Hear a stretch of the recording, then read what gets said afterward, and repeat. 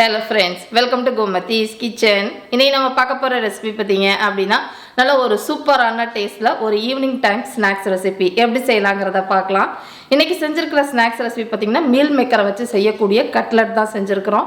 இதுக்கு நீங்க உருளைக்கிழங்கு வேக வைக்கவோ அந்த மாதிரி இருக்கணும்னு அவசியம் கிடையாது. நினைச்ச உடனே நீங்க செஞ்சு முடிச்சிடலாம். ரொம்பவும் ஈஸியான ரெசிபி, நல்ல ஒரு டேஸ்டாவும் இருக்கும். இப்போ வாங்க இந்த கட்லெட் ரெசிபி எப்படி செய்யலாம்ங்கறத பார்க்கலாம்.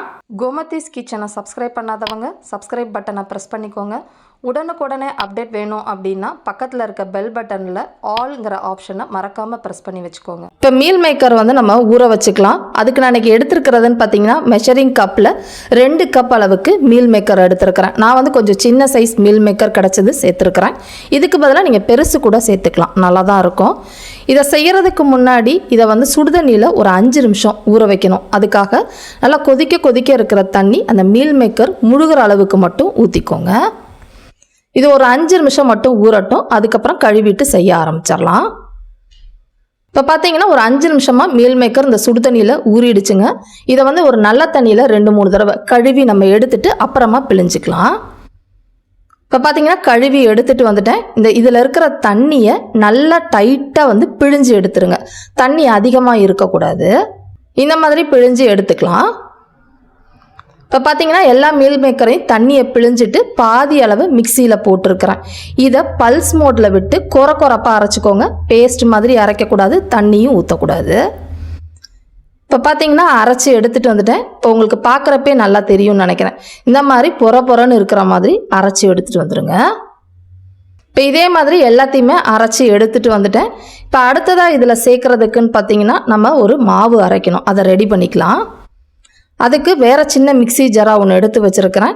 இதில் சேர்க்க போகிறதுன்னு பார்த்தீங்கன்னா பொட்டுக்கடலை, ஒரு 1/4 கப் அளவுக்கு பொட்டுக்கடலை சேர்த்துக்கலாம்.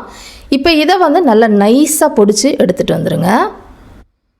இப்போ இந்த பொடிச்ச பொட்டுக்கடலை மாவு எல்லாத்தையுமே மீல் மேக்கரில் சேர்த்துருங்க. உங்களுக்கு சரியாக இருக்கும் 2 கப்பு மீல் மேக்கருக்கு. இப்போ இதிலே பார்த்தீங்கன்னா ஒரு 1/4 டீஸ்பூன் அளவுக்கு மஞ்சள் பொடி சேர்த்துக்கலாம். அடுத்ததாக காரத்துக்கு தகுந்த மாதிரி வரமிளகாய் தூள், நான் ஒரு 1/2 டீஸ்பூன் அளவுக்கு தனி மிளகாய் தூள் சேர்த்துருக்கிறேன். அடுத்ததாக இதில் சேர்க்க போகிறதுன்னு பார்த்தீங்கன்னா சிக்கன் மசாலா, மட்டன் மசாலா, அப்படி இல்லைன்னா கறி மசாலா பொடி 1 டீஸ்பூன் அளவுக்கு சேர்த்துக்கோங்க. கூடவே பார்த்தீங்கன்னா இந்த கட்லெட்டுக்கு தேவையான அளவு உப்பு 1 டீஸ்பூன் அளவுக்கு டேபிள் சால்ட்டு சேர்த்துக்கலாம். கூடவே 1 டீஸ்பூன் அளவுக்கு இஞ்சி பூண்டு விழுதும் சேர்த்துக்கோங்க. இப்போ இது எல்லாத்தையுமே நல்லா பெசரி விட்டுருங்க. இந்த பொட்டுக்கடலை மாவு தான் இது ஒரு பைண்டிங்காக நம்ம யூஸ் பண்ணுறது. சப்போஸ் ரொம்ப தண்ணியாக இருக்கிற மாதிரி இருந்துச்சுன்னா இன்னும் கொஞ்சமாக பொடிச்சு கூட சேர்த்துக்கோங்க. ரொம்ப அதிகமாக போட்டுற வேண்டாம். இப்போ பார்த்தீங்கன்னா எல்லாமே நல்லா கலந்து விட்டதுக்கப்புறமா இந்த கட்லெட் மாவு உங்களுக்கு இந்த அளவுக்கு திக்காக இருக்கணும். இப்போ இதுலேயே பார்த்தீங்கன்னா வெங்காயம், ஒரு சின்ன சைஸில் இருக்கிற பெரிய வெங்காயம் நல்லா பொடியாக நறுக்கிட்டு சேர்த்துக்கோங்க. ஒரு 3/4 கப் அளவுக்கு இருக்கும். கூடவே பொடியாக நறுக்கின கொத்தமல்லி, கொஞ்சமாக ஒரு 10 புதினா இலைகளை பொடியாக நறுக்கி சேர்த்துருக்கிறேன். ஒரு 3-4 பச்சை மிளகாவையும் பொடியாக நறுக்கிட்டு சேர்த்து நல்லா கலந்து விட்டுருங்க. இப்போ பார்த்தீங்கன்னா எல்லாமே நல்லா கலந்தாச்சு. கட்லெட்டுக்கு தேவையான மாவு ரெடி ஆயிடுச்சு. கையை லைட்டாக ஈரம் பண்ணிவிட்டு எந்த சைஸில் உங்களுக்கு கட்லெட் வேணுமோ அதுக்கேற்ற மாதிரி உருண்டைகளை உருட்டி நம்ம தட்டிக்கலாம். இப்போ இதே மாதிரி எல்லாத்தையுமே நம்ம தட்டி எடுத்துக்கலாம். ரொம்ப மெல்லிஸாக தட்டிடாதீங்க. இப்போ பார்த்தீங்கன்னா நம்ம பண்ணின அளவுக்கு 8 கட்லெட் கிடச்சிருக்கு. ஒன்று மட்டும் சின்னதாக இருக்குங்க. இப்போ இதை நம்ம அப்படியே டைரெக்டாக கூட எண்ணெயில் பொரிக்கலாம். பட் நம்ம இப்போ கட்லெட் மெத்தடில் செய்ய போகிறோம். இதை தட்டுறது முக்கியமாக பார்த்தீங்கன்னா கொஞ்சம் தடிமனாக தட்டிக்கோங்க. ரொம்ப தின்னாக தட்டினீங்கன்னா நல்லா இருக்காது.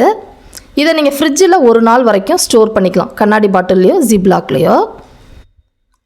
இப்போ வீட்டில் பிரெட் தூள் இல்லாதவங்க, அதாவது பிரெட் கிரம்ஸ் இல்லாதவங்க வீட்டிலேயே எப்படி செய்யலாங்கிறத பார்த்துருவோம். ஒரு 7 பிரெட் வேணும். இப்போ நம்ம பண்ணியிருக்கிறதுக்கு அதில் ஒரு 4 பிரெட்டை முதல்ல போட்டு மிக்சியில் கொரப்பாக பொடிச்சுக்கோங்க. இப்போ பார்த்தீங்கன்னா இந்த அளவுக்கு நல்லா பொலன்னு பொடிச்சு வந்திருக்கும். இப்போ இதை அப்படியே செஞ்சோம் அப்படின்னா நமக்கு மொறுமொறுப்பாக கிடைக்காது. இதை நம்ம சட்டியில் போட்டு ட்ரை ரோஸ்ட் பண்ண போகிறோம். முதல்ல பார்த்தீங்கன்னா ஈரத்தில் சட்டியில் ஒட்டுற மாதிரி இருக்கும். தீயை கொஞ்சம் மிதமாகவே வச்சு ஒரு 5-6 நிமிஷம் வறுத்தீங்க அப்படின்னா நல்லா உதிரியாக உங்களுக்கு வந்துடும். இப்போ பார்த்தீங்கன்னா ஒரு 6 நிமிஷமாக வறுத்துக்கிட்டு இருக்கேன். இப்போ நம்மளோட பிரெட் கிரம்ஸ் ரெடி ஆகிடுச்சு. உங்கள்கிட்ட பிரெட் இல்லை அப்படிங்கிற பட்சத்தில் ரஸ்க் வச்சுருந்தீங்கன்னா ரஸ்க்கை கூட நீங்கள் பொடிச்சிட்டு டைரெக்டாக யூஸ் பண்ணிக்கலாம், நல்லாயிருக்கும். இப்போ அடுத்ததாக ஒரு பவுலில் பார்த்தீங்கன்னா 1 டேபிள் ஸ்பூன் அளவுக்கு கார்ன்ஃப்ளவர் எடுத்துருக்கிறேன். கூடவே 1 டேபிள் ஸ்பூன் அளவுக்கு மைதா மாவு சேர்த்துருக்கிறேன். மைதா மாவு வேண்டாம் அப்படின்னா நீங்கள் கோதுமை மாவு கூட சேர்த்துக்கலாம். இப்போ இதில் வந்து கொஞ்சமாக தண்ணி விட்டு கரைச்சிக்கோங்க. ரொம்ப திக்காகவும் கரைக்க வேண்டாம், ரொம்ப தண்ணியாகவும் கரைக்க வேண்டாம். இப்போ பார்த்தீங்கன்னா அந்த மாவு பிரெட் க்ரம்ஸ் ஒட்டுறதுக்காக நம்ம இதில் வந்து முக்கி எடுக்க போகிறோம். அதனால் இந்த அளவுக்கு கொஞ்சம் தண்ணியாகவே கரைச்சி எடுத்துக்கோங்க. இப்போ நம்ம வறுத்து வச்ச பிரெட் க்ரம்ஸும் பார்த்திங்கன்னா நல்லா ஆறிடுச்சு. இந்த மாதிரி ஆறினதுக்கப்புறம் செஞ்சோம்னா தான் நல்லாயிருக்கும். நல்லா ஃப்ரெஷ்ஷான பிரெட் க்ரம்ஸ் நம்ம வீட்டிலேயே இப்போ சூப்பராக ரெடி ஆகிடுச்சுங்க. அதே மாதிரி இதை டிப் பண்ணுறதுக்கு இந்த மைதா மாவு தண்ணியும் நம்ம ரெடி பண்ணிட்டோம். இப்போ செஞ்சு வச்ச கட்லெட்டை பார்த்திங்கன்னா ஒன்றா முதல்ல வந்து நம்ம செஞ்சு வச்சுருக்க அந்த மைதா மாவு தண்ணியில் எல்லா சைடும் படுற மாதிரி முக்கினதுக்கு அப்புறமா நம்ம எடுத்து வச்ச பிரெட் க்ரம்ஸ்லாம் ஒட்டுற மாதிரி அதுலேயும் வந்து தடவி விட்டுருங்க.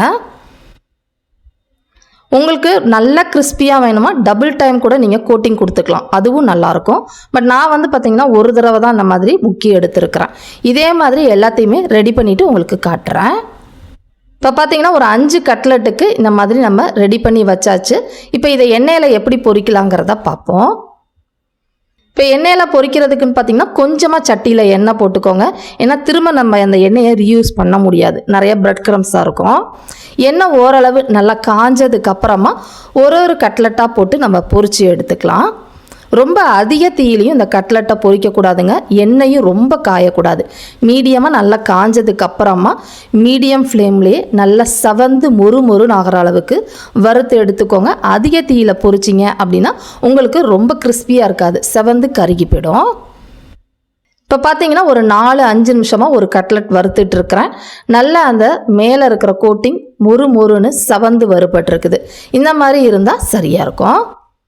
இப்போ இதே மாதிரி எல்லா கட்லெட்டையும் பொரித்து எடுத்துக்கோங்க. இந்த கட்லெட்டுக்கு நீங்கள் ஒரு க்ரீன் சட்னி, அதாவது நம்ம புதினா சட்னியோ இல்லை கெச்சப்போ வச்சு சாப்பிட்றப்ப செம்ம டேஸ்ட்டாக இருக்கும். ட்ரை பண்ணி பாருங்கள். இதே மாதிரி அளவுகளோட இந்த கட்லெட்டை நீங்களும் செஞ்சு பாருங்கள். செஞ்சு பார்த்துட்டு எப்படி இருக்குது அப்படிங்கிறத கமெண்ட் பண்ணுங்கள்.